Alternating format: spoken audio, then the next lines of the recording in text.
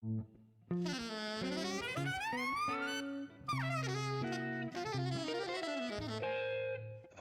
Jazz.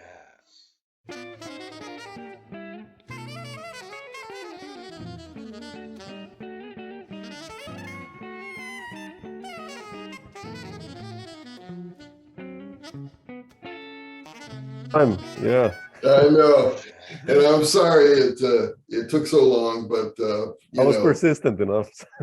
I know, and I appreciate that, and just with all the traveling and just the world these days, Yeah, things get in places where they shouldn't be for a while, and then all of a sudden it's like, oh, of course, so yeah.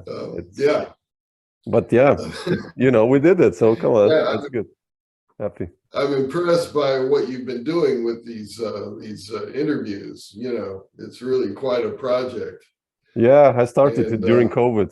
It's just like, I'm quite a jazz geek. I really, besides being a musician and everything, I just like love these encyclopedias and, records. And Right. then all just popped up from nowhere, this idea. It wasn't even planned, actually. So then now it became this obsession almost. Like it's a funny thing, actually. Well, it's interesting how the world reacted to this whole virus thing, and it is a negative thing. I don't mean to, but there are some things that happen that I think will stay on like this. And it's by any means, it's not over yet. I'm still wearing a mask when I go into stores and on planes, and I know how serious it is, and I don't want to give it to anybody else. So it's not over yet, but things are continuing that perhaps wouldn't have been initiated during this time, like what you're doing. Definitely, yeah. I mean, I never would have started this, just right. It just became by talking with friends, musicians after the lockdowns, and we Skyped with my friends from New York or wherever, or Paris, and then all of a sudden this idea, I think it was Howard Levy, the harmonica player, he said like, man, you should record this stuff, like, really? Okay, let's and 300 interviews later, so it's right. No, it's great. Crazy. And I listened to the sound files that you sent, and it's amazing stuff. And I love the guitar and guitar players. There's I don't know if this is the official interview yet. I'm just starting to talk. Oh yeah, no, please go dive in. But there's a special energy that I get from drums and guitar individually and together that I don't get perhaps, and again, not a negative comment, just something I notice about my playing, that there's this energy that I get from the guitar that I don't get from other, for example, keyboard instruments. And of course, there are things that I get from that world as well. But there's this power of the attack and the intensity, with chords when I'm playing, guitarists are comping, and the fluidity the guitar players have with the lines, like yourself, Schofield and Mike Stern and Jim Hall, and that's because I like to play legato. I'm being inspired by the presentation of how guitar players improvise. Of course, the notes and the harmonic concept as well, but sometimes we don't talk about presentation so much. And of course, growing up when starting to listen to music in the 60s, before I started listening to jazz, I was listening to, rock and roll on the pop side, of course, but, bands like the James Gang with Joe Walsh, maybe the first power trio. And there's a movie called Zachariah, the first electric Western, the movie that Elvin Jones is in. He plays the gunfighter Joe Kane, and the movie opens up with the James Gang, appropriately titled, in the desert, with amps and guitars and a drum set, and this is supposed to be a Western. But, I remember seeing that movie and saying, yeah, that's, the James Gang, that's something else, Yeah. And so I've always, and before like play along records came, I was playing along with my record collection. So I had the James Gang record, James Gang Rides Again, live at Carnegie Hall, and I was playing along with those records. Oh, really? Wow.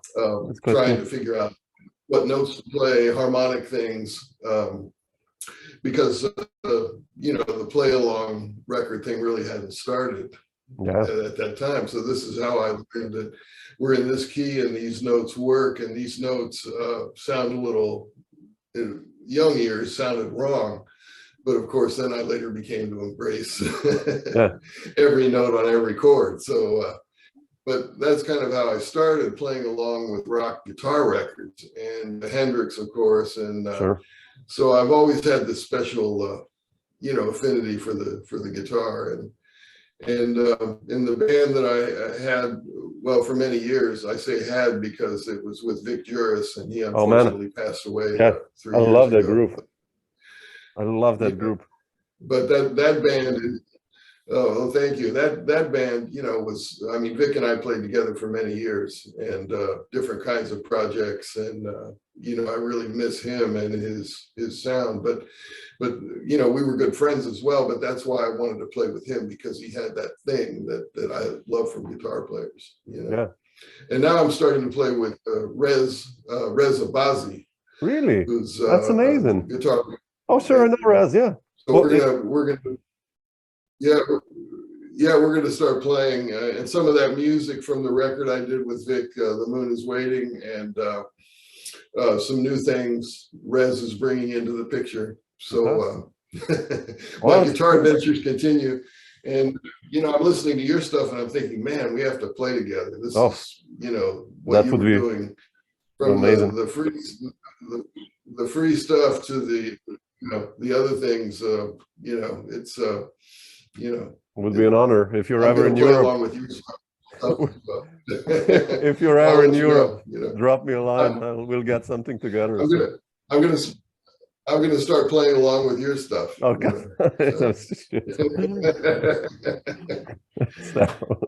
No, but the first records I heard you on was actually music of Alec Wilder with Vic. Oh, yeah. And your record, No Words. I was a huge Abercrombie fan when I was a teenager, and I transcribed John solos on that record of yours. And oh, really? Yeah, I still have it down in the studio. And how did you hook up with? I mean, since we're already talking about Vic and John, right? How did you hook up with those two guys? I mean, when does your story with John and Vic begin, actually? Well, it's a good question. I mean, with John is much easier to remember, because I played so much with Vic that it's hard to remember how we really came together. But while we're talking, I'm sure I'll remember it, but with John, I met him through Joe Lovano. And when I first came to New York officially in 1987, the beginning of 87, I knew Joe from before. We played 10 years earlier in the late 70s. We played on Woody Herman's band together. And I lived in Europe for 5 years in Malmo, Sweden. Yeah, I saw that. Yeah, I want to ask Sweden you. and Denmark. And then when I came back, I finally got to New York in 87, and Joe and I started playing a band that he put together that later became called Universal Language, with Judy Silvano on vocals. And we did a record for a French label with label Blue called the Joe Lovano Wind Ensemble.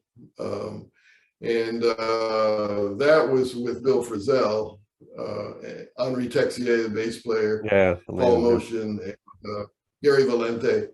And that was kind of the beginning of that Universal Language band. And Joe always liked using the guitar. And so when we did some things in New York with the same kind of music, John Abercrombie was involved in that. Some gigs, I think, with John and Steve Swallow on bass. And, with Joe, the bands, there are different concepts, different musicians coming together. It's like a large group that he draws on to form different ensembles to play different types of music. so I think I met John through some Lovano adventures. And when I had the opportunity then to record for Blue Note, it was not my first record. The first time I recorded as a leader was in 1983 in Cincinnati, a quintet record called From the Neck Down. Yeah, I saw that.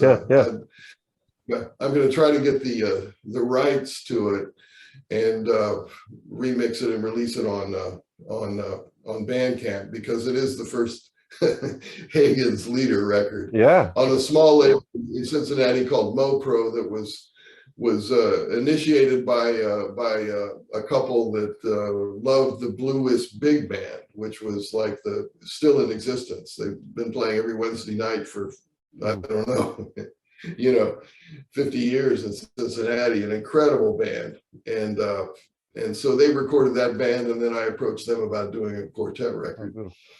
And but I hadn't done a record as a leader since then, 1983. So when we recorded No Words at the end of 93, I wanted to play with musicians that I had been playing with. Sure. And I also, I didn't want to walk into the studio, because we had, back in those days, it was direct to 2-track, which meant there was no mixing. It was just, and the engineer was actually part of the band. In this case, it was James Farber, and he was part of the band, writing the volume and the monitoring what was happening. And we had one day, I didn't want to go in with people I hadn't played with before. So it was only natural that it was kind of like the musicians I'd been playing with Joe. And that was Abercrombie and Scott Lee on bass, Bill Stewart, and Marc Copland on piano, who I hadn't really played with Joe, but we had, met in other circumstances. And so that became the band. And then Joe played on 3 or 4 tunes, I believe. So it felt like a family. We'd all play together. And so that's why I chose John, because we've been playing together with Joe on different projects. Yeah. I love how you guys blended. Beautiful, that record. Yeah. Oh, thank you. Cool. Yeah, almost 30 years ago. It's hard to believe, but and I selected songs because I hadn't had a chance to record any songs that I had written for 10 years, pretty much. Although some of the songs appeared on other people's records before I recorded them. I think Vic we recorded For the Music together before I played it on No Words. But I really hadn't had an opportunity to record songs that I had written, and I had a whole notebook full of things that were kind of waiting to be recorded. So that became the tune list for No Words. It was like a smattering of things that I had written over the years. And I'm not a piano player at all. I use the piano as a tool, but I don't play, it's an arranging, composing, discovery tool. But for me, the trumpet was always, I don't know what the word is, arduous or complicated, just the physical part of playing, plus what I wanted to take out of my brain and play, on the trumpet.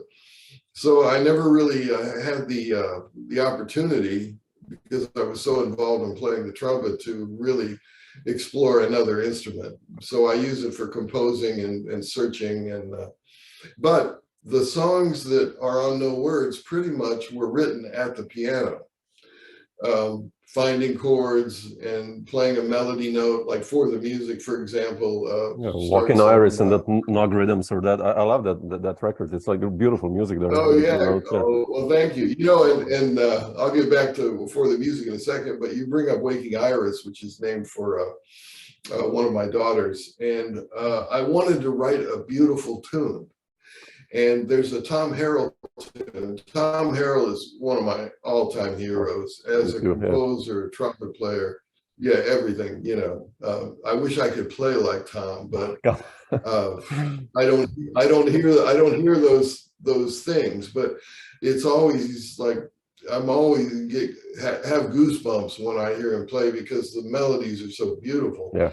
And he has a song called Little Dancer I don't know if you played that Little Dancer. No. And it's such a beautiful and fun to play over, you know. And so I thought, I want to write a tune that has that same vibe and beauty as Little Dancer. And so that was the attempt anyway with Waking Iris, you know, also in 3. It's a beautiful melody. I mean, yeah. Oh, thank you. And so I play a chord and I play a note, and I think, well, yeah, that note describes the emotion for this beat or this measure, but what comes next? And because I have no piano technique, there's not this rush or talent to go quickly further. I have to play the chord and the note. And while I'm figuring out what to play next with my fingers, I can listen to what I'm playing. Yeah, that's actually good. So that's the tune. The tunes on No Words actually come from that method, and they don't really portray my improvisational voice on the trumpet.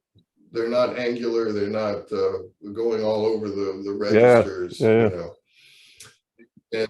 And so when I had the opportunity to do the next record for Blue Note, Audible Architecture, I decided to write all the tunes, not having anything to do with the piano, but playing, just improvising melodies, and then finding some that I liked, and I would write them down very quickly. I spent a lot of time just playing freely, not thinking about chords or time signatures or anything, and just finding some really personal melodies that then I could use to put in some kind of framework harmonically or form-wise, or, you know, so the 2 records are approached completely different. Did it like you know, it was Blue Note behind here. What did that mean for you? I mean, I know your 1990s must have been crazy. When I look at the records, you know, you've done like from, you know, Bob Belden, Joe Lovano, Vic Juris, and tons of other stuff. But like, what did this, you know, deal with Blue Note present for you? I mean, was that like a huge jumping step or not really? Because like, you know what I mean? Yeah, of course. Yeah, no, I mean, it was, yeah, where do I start? Of course, it's a huge honor. I mean, when I started really buying jazz records in the late 60s, early 70s, you know, Blue Note was the label I bought. I bought because of not always just because of the artist. It's like, oh, this is a Blue Note record, so it must be, you know, Lewis Smith, trumpet player. I bought him because it's a trumpet player that I'd never heard, but it was on Blue Note. Wow, it must be great, you know. So I always had this, and it was, of course, Lewis Smith is like one of those underrated, incredible players. But you know, it was an incredible honor, and I felt because the Blue Note had been renewed by Bruce Lundvall and Michael Kuskuna in 1985, 86, and they were looking for new artists. And because I was playing with Joe and some other people, Rick Margetza, John Hart, and they were kind of in the Belden realm. And then Belden was proposing projects to Blue Note. So everybody I was playing with was kind of like in the Blue Note world in one way or another. And I was a sideman on all these records. And Bruce Lundvall was, you know, he would go out and listen. I mean, he was like, I mean, he got his start in the 60s with Columbia Records, but it's I'm not sure if this exists anymore, but somebody who is head of a record label that goes out every night and listens to music, looking for talent himself, the head of the record, you know. And so many times I'm playing with Belden or Margetza or Joe, and Bruce and Michael Kuskuna are there in the audience, and they're listening and they're hanging. And then I was on their records, and you know, one thing led to another. I think one thing that I heard from one of Bruce's assistants was I was asked to play on a couple tunes of a Yellow Jackets record called Like a River. And because I had been playing with Bob Mintzer's big band, and they asked me to come out to Los Angeles to record on 3 tunes. This was 92, 93, around there. And I think when Bruce heard that, he thought that because Yellow Jackets were getting a lot of play, they still are, and you know, incredible band, and they wanted to do some jazz quintet type tunes. And so I think that helped it along as well, you know, and Belden, Lovano, all these people were talking to Bruce about me. And so it happened.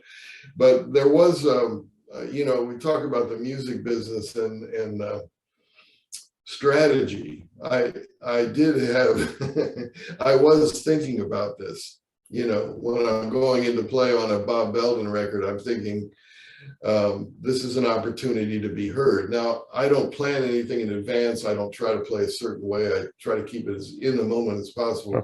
But so there wasn't anything musically planned, but I just realized that this particular date had a lot of meaning, and that the ears that I wanted to impress in a way that I could be a leader as well. You know, I knew that they would be hearing this record. And, you know, talking about strategy, I never really pursued, nor was I offered any kind of recording opportunity with perhaps one of the more independent, smaller labels. And I think back, and I kind of had made a decision that I wanted to wait and see what could happen with Blue Note before I recorded for one of the other independent labels, you know. And it was funny because I became kind of this cult figure, because I was like the only guy in many of the bands I was playing with that had never recorded as a leader.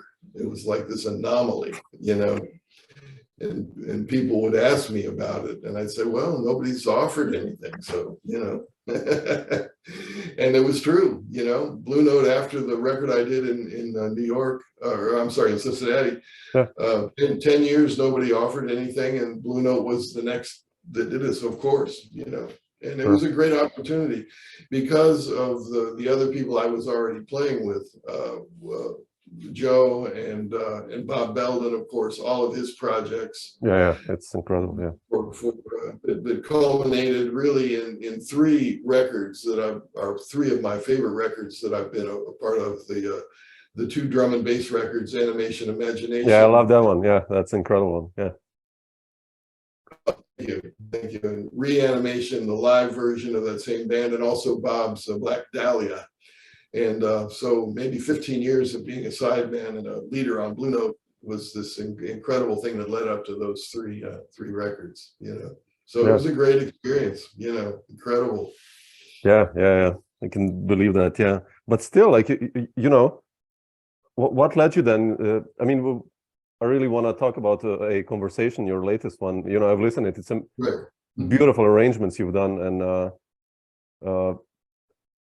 you know, which kind of leads me like to many questions. First, like, I guess you've learned a lot from Bob Belden, I guess, also arranging wise, but also like two questions here, like what about you establishing your own label? Since we're talking about labels, how did that happen, and what was the main reason behind it? Well, I think you know, the record business, the music business has changed so much in the last 20 years. Yeah. And mostly due to technology. As soon as I remember, I was in a car on the German Autobahn, and I was traveling with a piano player. I think his name is Michael Flugel. I haven't talked to him really since this time we were doing a tour in Germany, and he said, there's this new thing called MP3 coming. And I said, what's that? And he explained to me that it was a way to reduce the size of sound files so that you could send them through the internet. And as soon as that technology happened, and of course there was Napster that in its existence was every possible record in the world at your disposal, you know. And it's so different from earlier times. You know, I would buy a record. I'd buy Herbie Hancock's Maiden Voyage, and I had it, and a friend would come over and say, can I borrow that? And so they didn't buy it, but they borrowed it for a couple of days, and maybe they put it on a cassette tape, you know, transferred it and gave me the record back. And then so I bought this record actually, and the record company and Herbie are getting royalties from me buying it, but 5 or 6 other people are getting it for free because I'm generous and we're music geeks, and yeah, you should check this out, you know. Yeah. You know, but with file sharing, Napster, and now with the streaming services, everything that has ever been recorded is available at a click, you know, for the subscription price of the streaming services.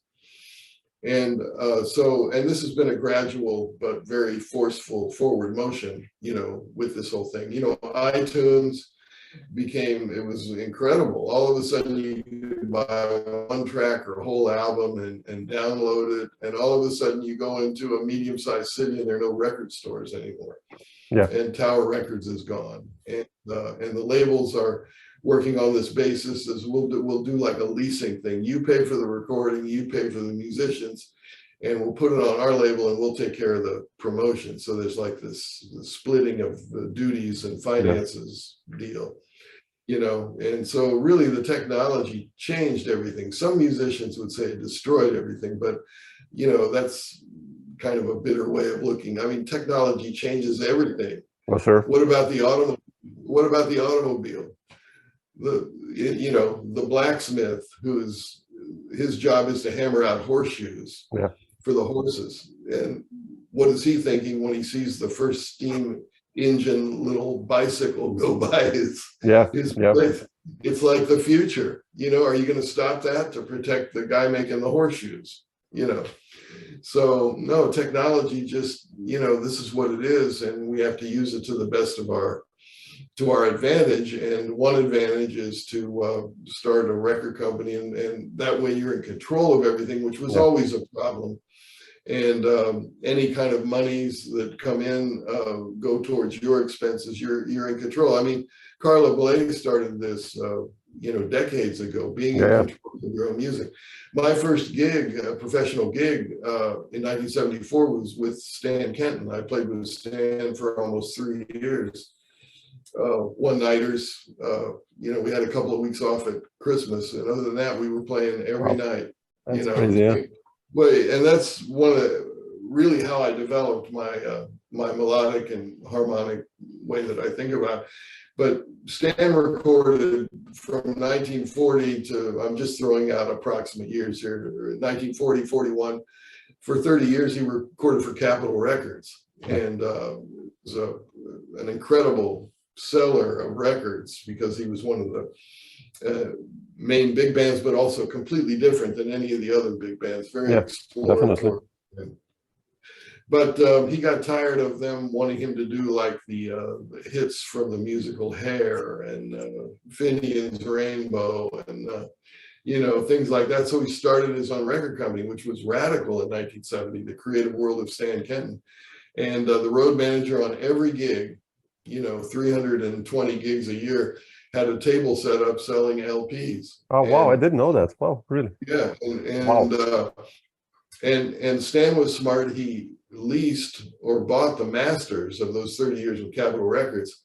And so he released his entire catalog, not just the new records that his present bands were making, but the entire catalog on Creative World, you know. So this has been going on when people want to take control, even when there were record companies. But now the landscape has changed. So my wife, Michelle Brangwyn, who's an incredible dancer, choreographer, and also is the filmmaker of this documentary of a conversation with the NDR Big Band.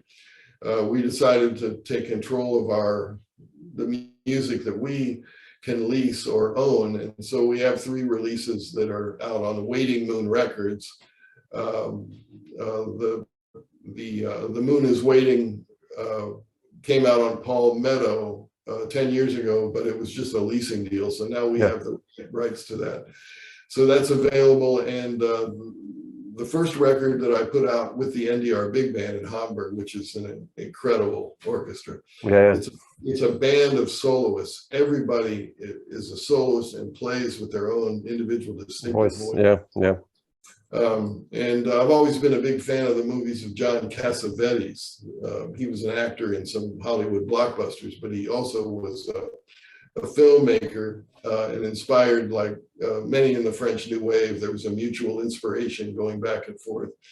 And so there's the first record with the NDR is called Faces Under the Influence, a jazz tribute to John Cassavetes. And I wrote, I took a character from each of his movies and wrote a musical portrait, and then asked the band to become that character when they were playing, even the ensemble parts.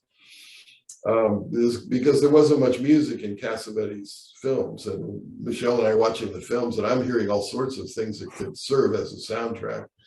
So it's like soundtracks to some of the movies that he directed that were never written or used, you know. Yeah.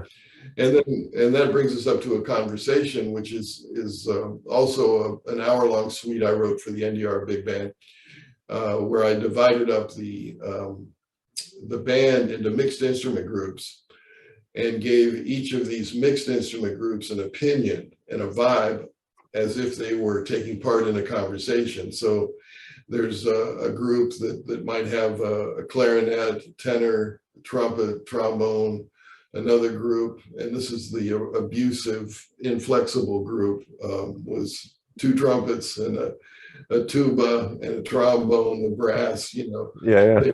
They believe what they believe and are not going to change. And then there's a reflective group that can't come to an opinion, and you know, trying to portray 3 different people, 4 different people in a conversation where they're trying to come to an agreement, or larger groups of people.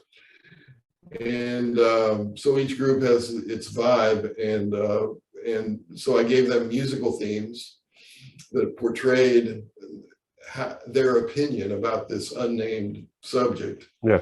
Because I wanted it to be abstract. I didn't want to say we're discussing whether to put in a new sewage plant in this city in a town hall meeting, you know, because then that becomes the focus. You know, yeah. This could be anything, you know, but it is 3 different opinions, and so I gave musical themes and harmonies that I felt portrayed their vibe. And then there were, and this is where our friend, hopefully our friend, he would approve of this, Ludoslavsky comes in. Yeah. Because his second symphony is, except for I think a minute and a half, completely aleatoric. And and I've looked at the score, and he gave people rhythms, notes to play. And of course, he had to conduct this because he had the sound of how all this goes together. But it's almost completely aleatoric on his cues, but yeah. He's given notes and rhythms and, you know, instructions. The first time I listened to Ludoslavsky's Second Symphony, I thought it was very unique, but I had no idea that it was aleatoric. And then I read about it, and I went back and listened again. I thought, wow, this sounds composed, but it's him conducting. I'll have to check it again. Yeah. Yeah, no, it's incredible. I know him. Yeah, he's amazing.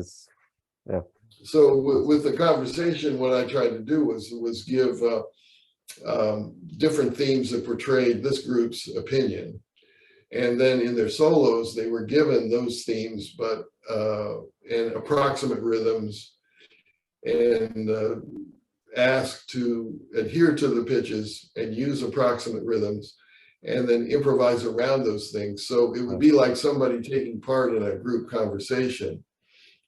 And then the improvisation was kind of thinking about it in their mind. Yeah. Where they're thinking about what was said, the written themes they're now using, and then their own thoughts that kind of develop out of that, which would be improvisation. So back and forth. So I'm trying to blur the lines between composition and improv. Yeah. Yeah. And the documentary that Michelle made, and it's available on my YouTube channel, A Week in Hamburg, doesn't have the complete suite. It's a documentary. There are interviews with musicians and some rehearsal footage and a lot of the music, but it's not the entire suite. But if you look at the documentary, you get an idea of what this is about.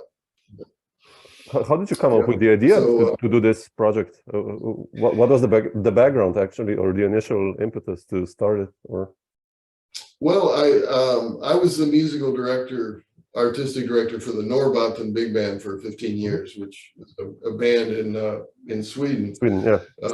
One of the two state financed big bands. It was a great opportunity, and it gave me so much experience writing. And there were a lot of arrangements done for different guest soloists, but occasionally I had the opportunity to write an original piece. So I wrote a 20-minute piece called Concerto for Divided Orchestra, where I did kind of the same thing, but on a much simpler basis. There were 3 different mixed instrument groups, and it was kind of an experiment to see if this kind of thinking could work, if a big band could be set up differently. Yeah. And when we did the concerts with a conversation with the NDR band, we actually set up in the 3 different mixed instrument groups, so you could really get a feeling of like 3 groups of people as entities in themselves, not spread out through a normally placed big band. Yeah. And then the rhythm section, of course, is serving as the moderator, kind of throwing out ideas and supporting whoever's talking at the time. Glue, yeah, in a way, yeah. So the piece I wrote for the Norrbotten Big Band was much shorter and not at all as involved, but that was kind of the beginning, because you know, you look at of course, the big band instrumentation and the way the musicians are set up, but there's a lot of great writing for less than the normal big band placement and instrumentation. And and you know, composers like even Thad Jones would mix instruments. Ellington, of course, you know, Thad was like the ultimate combination of Ellington, Strayhorn, and Count Basie on the rhythmic side, you know. And I start talking about Thad, and then it's all over. That's all we're talking about. Yeah, you spend some time,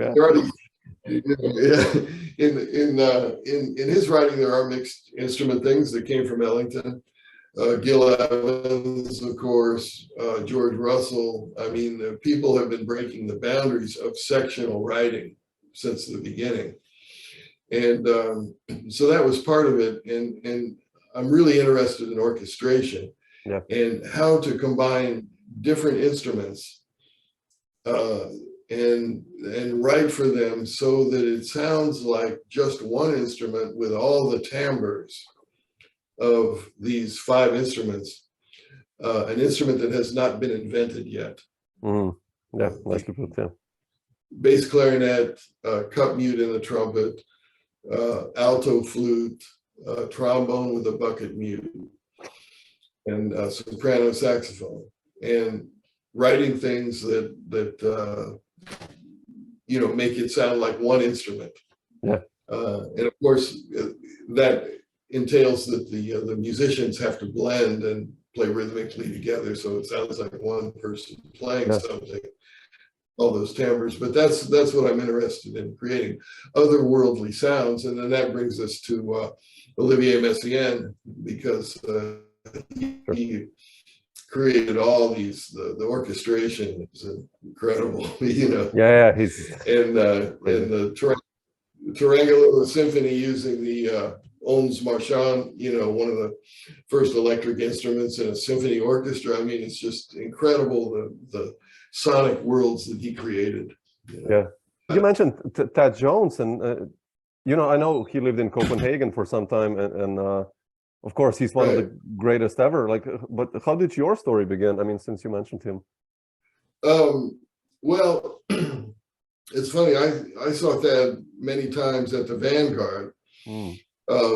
When I was on the road with Stan Kenton, you know, at that time, New York City was a late night thing. At the Vanguard, there was a set at 1 o'clock. It was 9, 11, and 1, you know.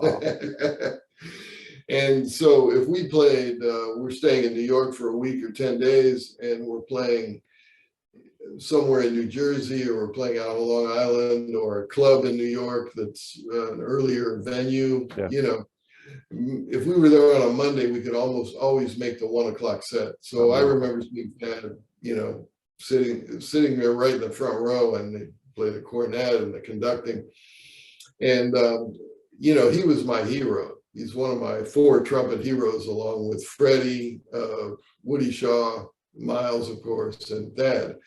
And Thad for some very special reasons. And I noticed this right away. And I was listening to him and his Blue Note records when I was playing with Stan Kenton. And, you know, we played every night, but every day we rode the bus. And for me, it was like a listening lab. And so I was, you know, spending several hours a day listening mostly to trumpet player records. And Thad was one of them with the big band, but also his records for Blue Note, Magnificent Thad Jones, Detroit, New York Junction, those kind of things. So hearing him in person whenever I could was a really, you know, great experience. He's one of the most, I always talk about him and Lee Konitz as being 2 of the people that have the highest percentage of actual in the moment improvisation when they're playing solos. One note at a time, and you hear that it's them by the presentation and the types of ideas they play, but it's really note-to-note improvisation. And Thad, I used to crack up listening to Thad play in small groups, because it was like, you know, for me, one of the most dramatic moments in music is, in all of music, is the 4th bar of the blues, where the 1/7 becomes the 5/4. And, you know, James Brown would vamp on the 1 chord forever. And then he'd say, hit me with a 4 chord, and the horns would play this ascending thing. And it would be ecstasy, you know, when they hit the 4 chord. Even Sibelius in, and I think it's either the 2nd or 3rd symphony, the orchestra stops and the strings by themselves outline the first 4 bars of the blues, not with any blues tones, but just, you know, the basic triads in a 1, 4, 1, 1, and then it hits the minor 3rd in the overall key, which is the 7th on the 4 chord, and so that thing has inspired people even before jazz, the 4th bar of the blues. And so I'd sit there and listen to that, and I'd wonder in that bar, which depending on the tempo would take just a few seconds, what he was playing, how on earth is he going to resolve into the 4 chord from what he's playing on the 4th bar of the blues? And it would be the most unique, what's the word, you know, unexpected way that he would do that. And I just go, wow, that's amazing. You know, how did he do that? It sounded like he was in trouble, you know? It sounded like, how are you going to get from this thing to that thing? I have no idea. And then when it was so beautifully done and surprisingly done, and that's the way he was playing through all, you know, all the changes. It was just, you never knew what was going to happen. So that became a big inspiration. And, you know, I played with Stan Kenton, and then I played with Woody Herman for a month. Woody didn't like my playing. I don't think he liked the fact that I had played with Stan Kenton. So the axe fell after a month, you know.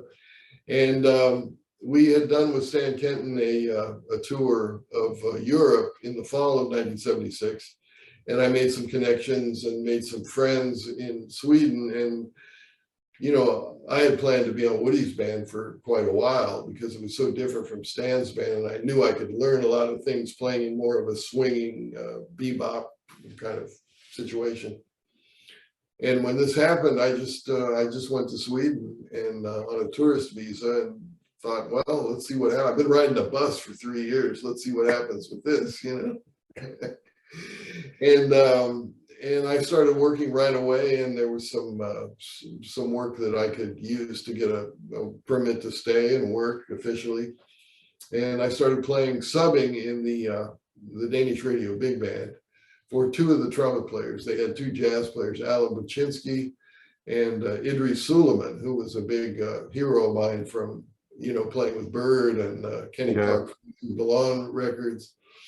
And so those 2 guys called me to sub when they had other things going on. And in the fall of 77, about 6 months after I moved there, Thad took leadership of the Danish Radio Big Band on a temporary basis. And it turned out that he, you know, became a full-time resident of Denmark and Europe. And so I was working with Thad, even though I was just a sub with the radio band, I was working with him quite a bit because those two guys had a sub that they could call who wanted to come in and play with Thad. I mean, you know, and then Thad started his own band called Thad Jones Eclipse a few years later, and I played in that, and then several projects, you know, with different European big bands over the years until he unfortunately passed in '86, really way too young, you know. But yeah, we had a lot of fun together, and I think he knew that how much I dug his playing, and I was just kind of like this puppy dog trailing him around. And but he was the first one that really told me I should write. He said that, and I think he was referring to himself, but he says, you have a unique melodic language. Even at that time, it was angular, it was, I don't know, a little quirky. And he said, you should try using that language and write some charts for the big band, and we'll rehearse them. And if they're good, we'll play them, you know. So I'm completely self-taught actually when it comes to improvisation and composition. Oh, wow. You know, I went on the road when I was 19 and never went back to school. And at that time, there were no classes. Where I went, Bowling Green State University in Ohio, in those subjects. So it was just kind of like learning on my own. But I played in so many big bands that I knew the practicalities of what was possible, what wasn't, ranges, common sense about voicings, sitting at the piano, you know, finding things. And I also learned that if you want to have your chart played, write a solo for the leader. That's a good one, actually. You know, and at that time, Thad was having some chop problems, and he was playing valve trombone, not so much the cornet. So I wrote a ballad called "I Hope This Time Isn't the Last." They had it on the record. Yeah, exactly. Yeah, right. And he ended up recording it, and it was a solo for him on valve trombone. And then I played some flugelhorn fills around him playing the melody, and he played, it was kind of a duet.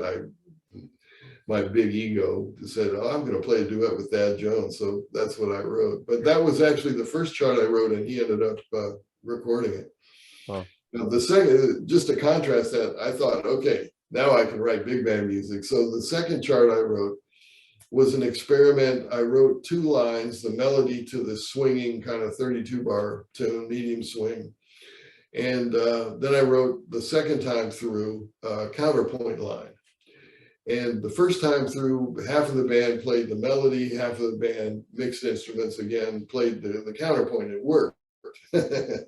So to repeat the melody, I went back and I voiced down every note in both of those sections. So it was like 4 or 5 part harmony without regard for the harmony in the counterpoint line, matching the harmony that was going on in the melody line. So when we rehearsed it, after about 3 bars, Thad just, you know, wait a minute. He's looking at the score and he goes, see me after the rehearsal. Because I hadn't, you know, the 2 sections you know, voice sounded fine by themselves. We played them together, everything clashed. So that was perhaps my first arranging lesson after that rehearsal. That's the best way to learn. I mean, yeah, you got to be brave, you know. Yeah. And you know, Finale has helped me a lot because I don't really play the piano. It's like having a band sitting there waiting to play what you just copied out and are bringing in. So I can experiment a lot on the piano, but also on Finale, and you know, it's really been a great help for experimentation. Yeah, it's so much easier. Like you know, now than I guess in '77 you had to, like, you know, handwrite everything, and oh yeah, that's like so much. It's so much easier now. Yeah. I started writing sax solis again when I got Finale. You know, like Thad wrote in 3-in-1 or fingers, you know, because if you write 5 parts and a lot of 16th notes, it takes forever to copy that out. Yeah. And my manuscript is not that good. So, so with Finale, Oh, yeah. Incredible. I'm writing 16th notes again. That's beautiful. But I mentioned we talked about Bob Belden before also, and right. I love what he did, what you guys did on the Blue Note stuff, Tapestry and Black Dahlia and all that stuff. And like, how important was he or is he for your arranging, let's say, what do you do now? Or I mean, like, especially your connection must have been amazing. I mean, what you guys did together. How did you guys hook up actually in the beginning? And what have you learned from Bob? Well, everything from Bob. We're both unfortunately he passed away way too young in 2015. But we started in 1989 working together. And so it was 25 years of collaboration, and we're great friends. And I still, he was so smart about the music business and the industry and the history that I still want to pick up my phone and call him to ask him a question, that kind of thing, because we used to talk all the time about strategy and art and how to get the thing out there, and but he called me out of the blue, and I didn't know who he was, and we talked for about 2 hours. He said, and this was in 1980, late 88. He said he had heard me on something, and he was starting a band with 2 trumpets. It would be called the Treasure Island Band, and he wanted to know if I'd be interested. Yeah. And it was a lot of guys that he had gone to school with in North Texas, but it was other people. The rhythm section was Marc Copland, Jay Anderson on bass, and Jeff Hirschfield on drums. And Jim Powell was the other trumpet player, another like Tom Harrell, just an incredibly beautiful trumpet player who played with the Mel Lewis Band for many years. And this is also where I started thinking about mixed instrument groups, because it wasn't a normal big band. The saxophone section had Chuck Wilson played clarinet, and he only played clarinet. And Ron Kozak played bass clarinet and only bass clarinet. Yeah. So there were like there weren't really doublings in the saxophone section. There were 5 saxophonists. Rick Margitza was in the band, and of course Bob played. So there were 6 saxophones, and everybody just played basically one instrument. And Bob wrote for that instrumentation: French horn, tuba, 2 trombones, 2 trumpets, rhythm section. And I think, and Bob was a Miles, Gil Evans, Tio Macero scholar. If one has those box sets of Miles that came out in the early 2000s on Columbia, Bob was the producer of all of those. The Bitches Brew Box, the Cellar Door, that hadn't really been released before, In a Silent Way. All of those things, Bob, was the scholar and the producer. So he was really remarkable. But we played in the Treasure Island Band and played a lot of Mondays at a club called Visionis. Oh yeah. On 3rd Street and McDougal. And that was like the musician hang place in the late 80s for about 15 years. And, before cell phones, before beepers, before, the communication we have now, if you called somebody and they didn't answer for a couple of days, you could go to Visionis and ask around, and somebody would say, oh yeah, they're in Europe for 2 more weeks. I think they're getting back, on Wednesday, 2 weeks from tomorrow. Oh, okay, cool. It was like the meeting place, exchange of information. And unfortunately, in New York anyway, those kind of places that had that tradition really don't exist anymore.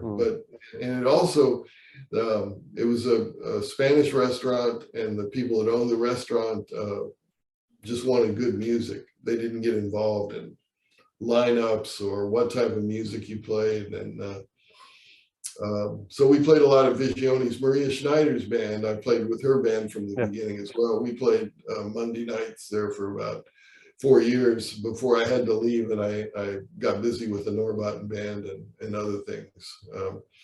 But that was the place, and that was kind of like Bob's home place to experiment. And And we did 2 records, Treasure Island and a live one called Live at La Cigale in Paris with that band. And then Blue Note came in and he started doing things, the music of Sting and that stuff, Sting, yeah.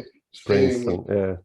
right, you know, and yeah, all those, you know, all of those incredible records, just putting people together that he felt could play together. And we were both Beatles freaks. George, Okay. you know, grew up listening to the Beatles, and especially the, you know, after Rubber Soul, Revolver, when Sgt. Pepper hit, Magical Mystery Tour, the White Album, Abbey Road, you know, just the possibilities of orchestration and production, the tune, you know, we still talk about side A, side B, third tune on side B of the first record of the White Album. We knew exactly what it was because that's the format where we, you know, learned all these things with that format. And the space in between tunes, that they wanted this to ring. And so there's 3 extra seconds. And here there's no space because they wanted this to go into, you know, just the minutia of the Beatles production things. And that's what we tried to use with animation, imagination. You know, there's one, we had a lockout of Sony Studios for 5 days. We could go in and out, and all these people were coming in and out to play on certain tracks, and the DJs with the drum and bass tracks, Scott Kinsey, you know, Kurt Rosenwinkel just happened to come into the studio to say hello to Scott. Oh, really? Oh, I thought that's how that happened. Yeah, okay. and he ended up, they went to Berkeley together, I think. And he just came in with his guitar, and Bob said, man, play on these 2 tunes. So Kurt actually is one of the first sounds you hear on that record just because he stopped by, you know. Oh, wow, that's beautiful. Yeah, so, but at one point, Bob wanted some atmospheric things, and there was a 2-inch, not the 1/4-inch tape that I think when I was talking about No Words earlier, I said 2-inch tape. It was actually 1/4-inch tape that we used in the 90s for No Words. I'll have to go back and overdub that thing where I called it 2-inch tape.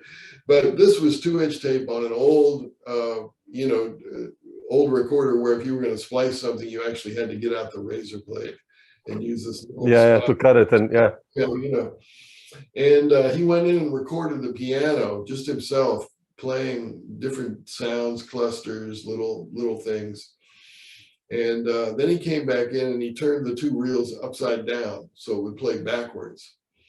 And he, you know, messed around, experimented with different speeds. And he got this otherworldly thing. So when you hear the piano, you're hearing the decay of the note, not the attack. And at the end of the note, you're hearing like the attack. He used different attacks, you know. And I walked in and I said, "You're George Martin. I mean, come on, you know." And he goes, "Well, that's what happens when you have a lockout. You can use all the equipment and you can do whatever you want and experiment." So that thing that he did with the piano backwards at different speeds is on one of the first couple of tracks on Animation Imagination. So we just experimented for 5 days with so beautiful, yeah.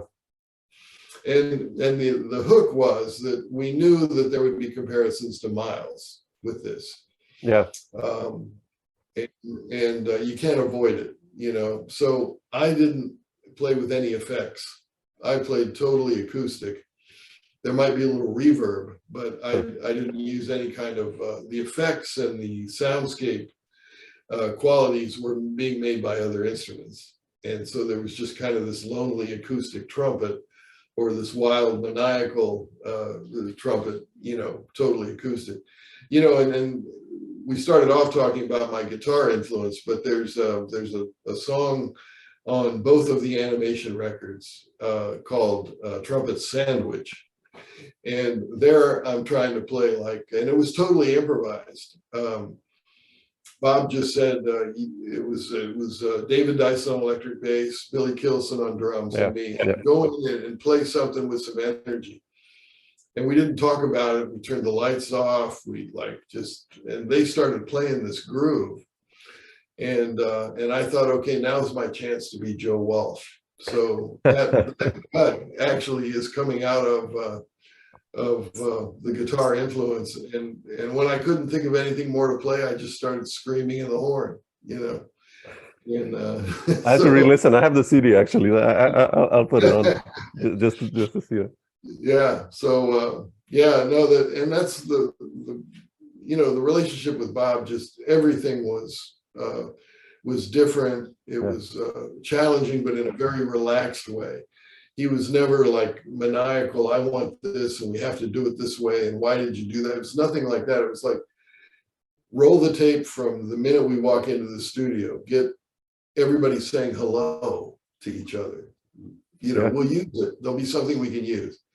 Okay, you know, now we're going to go in and just kind of go for this vibe. We'll see what happens. And that's the way it was in the small bands, large ensembles. You know, and you know, his big artistic triumph, I think, is the Black Dahlia record. Yeah, that's a beautiful one. You know, and we both, you know, read a lot about the Black Dahlia, who was a woman from Boston who went to LA to be in the movies, and it did not end well. And James Ellroy, one of his Los Angeles Quartet records, books, sorry, is called Black Dahlia. And it's kind of a fantasy, and nobody really knows who or how she was, she met her demise, but you know, everybody has these theories. But he was fascinated with the film noir movies in California, and so he wrote this. It's kind of like a soundtrack looking for a movie or a story. Incredible string writing. It's. He was inspired by Jerry Goldsmith and the Chinatown soundtrack. As well as the soundtrack that for LA Confidential, which is another book in LA that James Ellroy wrote in the LA Quartet. And I'm inspired by, you know, in Chinatown, it's a trumpet player named Yuan Racy who plays that luscious trumpet thing. And then on LA Confidential, I believe it's Malcolm McNabb who just has that same thing. And so when we went in, you know, I was trying to get that vibe as well, and of course to play with strings. That's, you know. So that was, you know, that's one of my great experiences, seeing Bob conducting.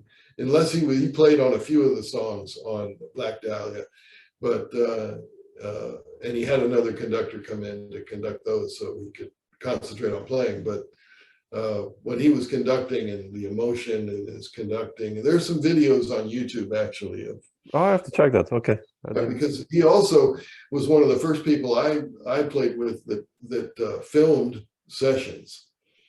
You know, I remember even in the late 90s when things became, the cameras weren't these big videotape VHS cameras, but now they were going digital, mini cassette tape, mini tape recorders, and he would set up 2 or 3 of these cameras on tripods and just get whatever he could. And then he started making films, you know, and he made some abstract films. One time he put one of these cameras on the dashboard of a rented car and drove across some desert in Southern California for a couple of hours. And so it's really the same shot, just the hood of the car in desert. And then he used something that we didn't put out on a record, drum and bass music that isn't released, but he had it from the studio sessions and made a film, and, you know, varied the speed of the film. So the car's driving slow and then fast. And I mean, he was just, you know, into all sorts of things. Oh, didn't know that. Wow. Yeah.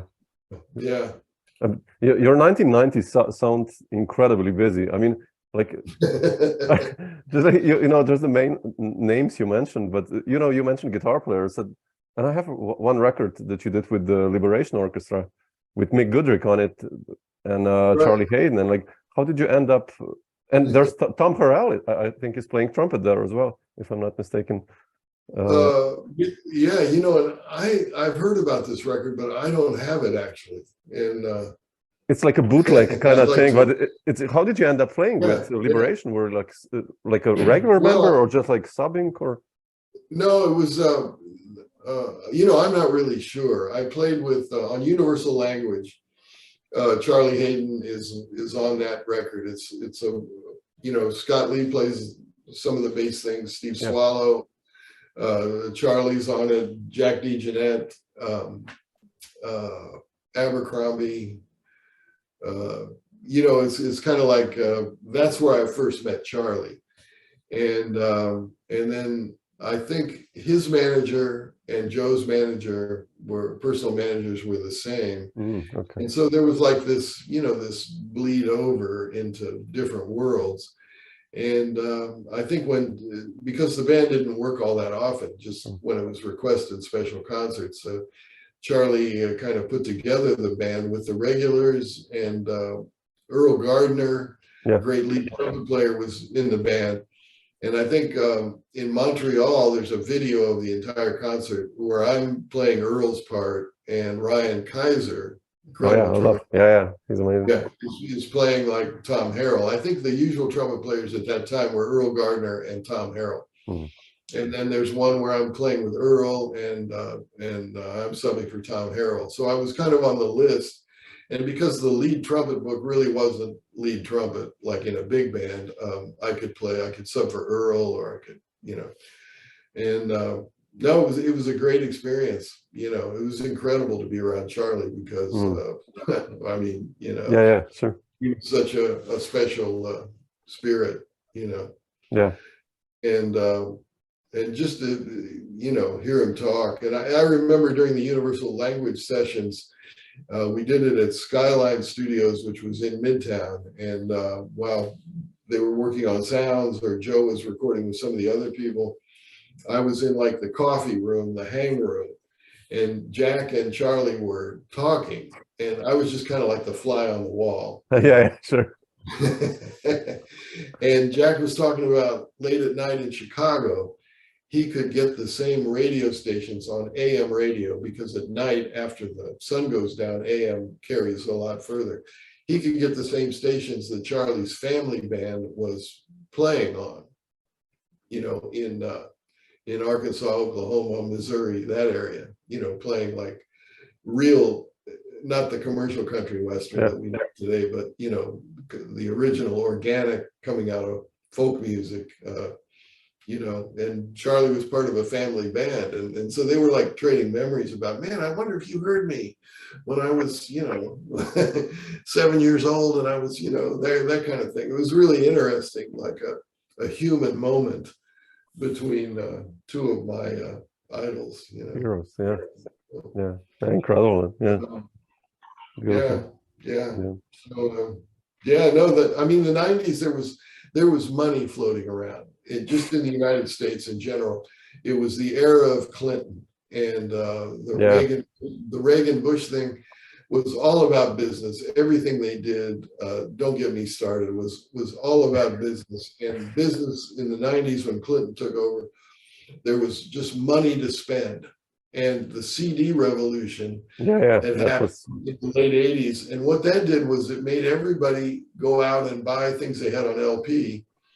They would buy their favorite records so they could play them in their cars, or it was like this new thing you could do. You could put in a whole disc, and it was like new and technological, and it was romantic, And because Blue Note was releasing its entire catalog with deleted takes or outtakes, which weren't on LPs, people were buying like all these CDs. Sometimes even they may regret it now, getting rid of their LP collection, because LPs are much more fun to to play than CDs, But all this money was coming in from the reissues that was funding the new artists, and even the more independent record labels like Steeplechase or Crisscross.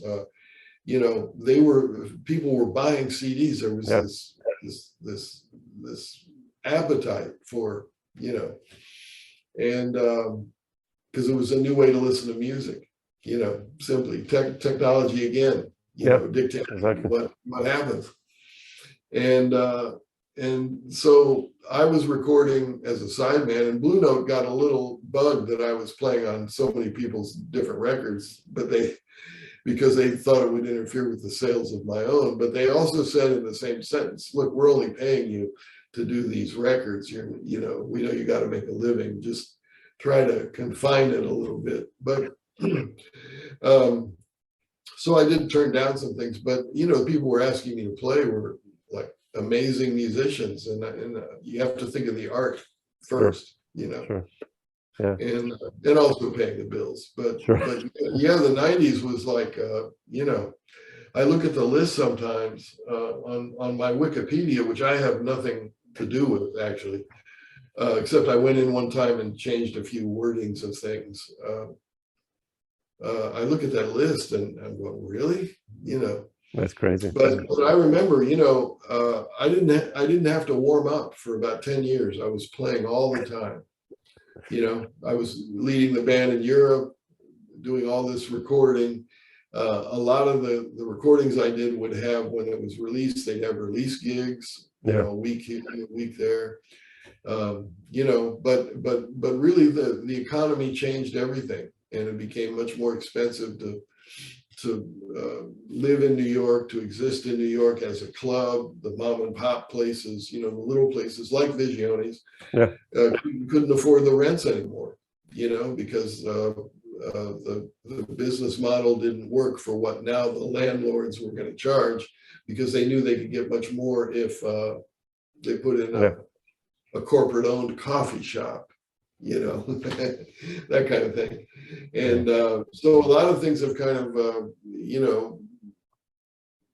changed the way music is presented. And of course, the one thing that I always admonish people in master classes, the youngsters, is that they're not used to paying for music. Yep. A Yeah. $10 subscription fee to Spotify or does not qualify as paying for music, and I don't want to sound like the old guy, because I still feel like I'm 19 and No, but I know what you mean exactly. I mean, but I remember when I bought Bitch's Brew in 1970 maybe, and I was 15 years old, and designated were these 3 cars of neighbors that I was going to thoroughly wash.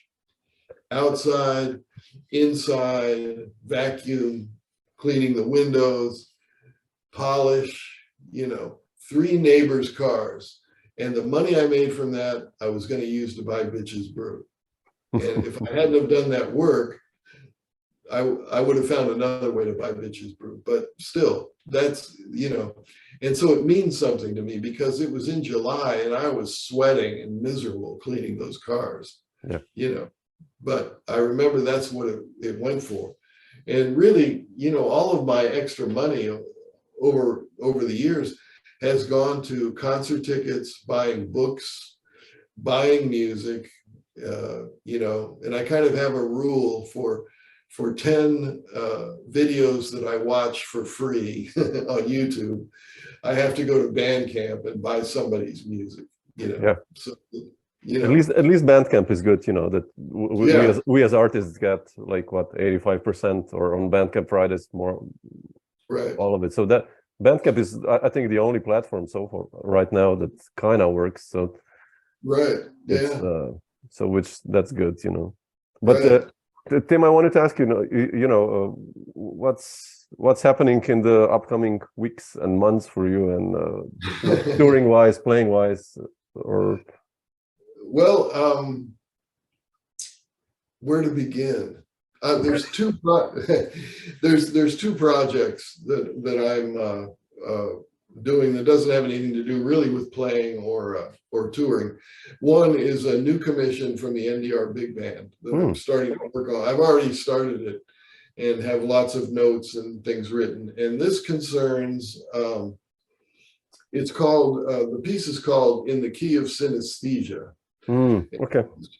Synesthesia is this brain quirk where you have color, texture, smell associations with things, and I just found out that I have this about 15 years ago, but for me, ever since memory began, Wednesday is orange. Thursday is kind of a bluish green. Friday is light orange. Monday is a certain color. The number 1 is white, 2 is red, 3 is green. You know, everything has a color. Emotions, sounds that I hear out the window, and music. You know, and I was talking, somebody asked me why I play with my eyes closed. And I told them, well, basically because Woody Herman hated my playing, and he like held the microphone next to your bell when you were playing solos so that he could announce your name after you finished your solo. And he was not the most handsome person, and it freaked me out. So I started playing with my eyes closed. That's actually the truth. One of the things I learned being on Woody's band for a month. But when I do close my eyes, I see different images, textures, and colors for what the rhythm section is doing. And I see the trumpet in kind of this silvery blue note, the contour with the colors of the different notes being like shown in little dots along this silvery blue line. And I was describing that, and a guy came up and said, you know, I think you have this brain quirk. And I'd never heard of it. I thought everybody Wednesday was orange, you know. So this, and you know, Messiaen had Elvin Jones, Nabokov, when he writes, I've read some of his books just to see how he expresses it, you know, in a writing sense in prose. Sibelius, Ellington, you know, a lot of people have this. It's not totally unusual. Lady Gaga, Billy Joel, you know, it's colors. And for me, it's not like I see the colors, but I imagine the colors, you know. Yeah. So this piece is about the colors of the spectrum, and what I would compose to portray the different colors. And as light orange goes to more of a yellow that goes into, you know, white or whatever, how would I describe not just the basic colors, but the changes and the morphing? And so it's really self-discovery. You know, I'm trying to, because from memory, I've been associating colors and textures with music.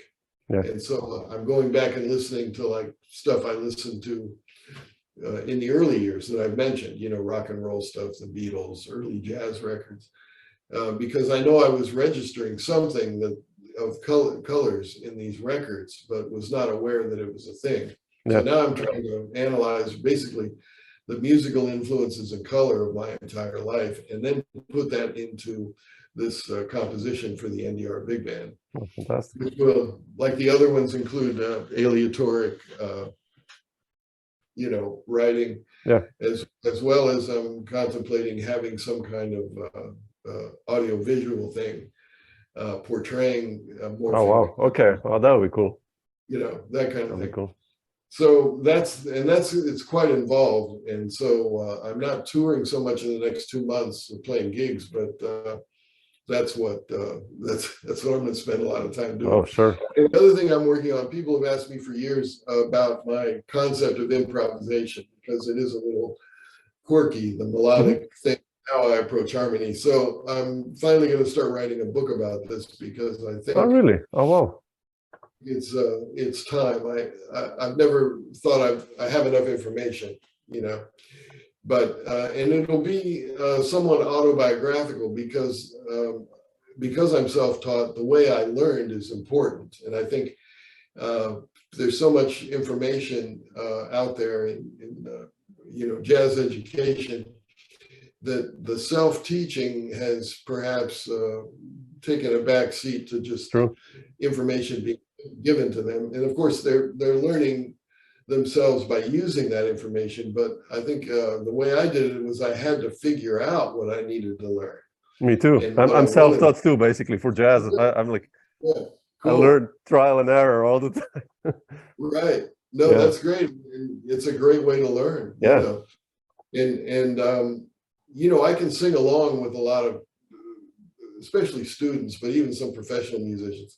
because they're all playing kind of out of the same thing. And I think there's a lack of emphasis on one's own personal opinion on how melody should sound. And that only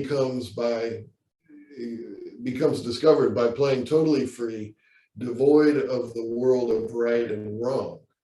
And so if you take away harmony and you take away any kind of tonal thing, a Dorian scale, or now we're going to play over this chord, and you take away time, there's absolutely no way you can play anything wrong. Yeah. Because there's no parameter you're comparing the note B flat to. Whereas if you are playing an A major 7 chord sharp 11 and you play a B flat, certain ears would call that a wrong note. You can't play that note. But if you just play a B flat by itself, you're just playing that note. But the self kind of examination thing is when you play the B flat today, on this day, at this time, after living your whole life up until the point you play the B flat, what do you hear supporting it in the way of harmony? Do you hear anything? Can you describe it as, yes, it's the minor third on a G minor chord? Or are you hearing like some kind of abstract cluster thing that can't be defined in normal chord notation? But when you just play a B flat by yourself on your instrument, whatever it is, or you hit a snare drum, or you hit a certain place on the cymbal, you know? It's interesting, Kat.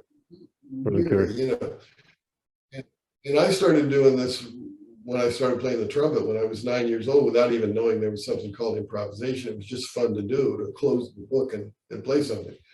So I think my quirky melodic thing has come out of a very strong opinion about how I think melodies that I play, personal voice, should sound, and it's inspired by 20th century classical music, Eric Copland, intervals on the brass, Woody Shaw, Freddie, all saxophone players, because you know they play intervals, guitar players. For me to play 2/4 ascending fourths in a row, it is a monumental challenge, you know. And on other instruments, on guitar, that's like a challenge to do that.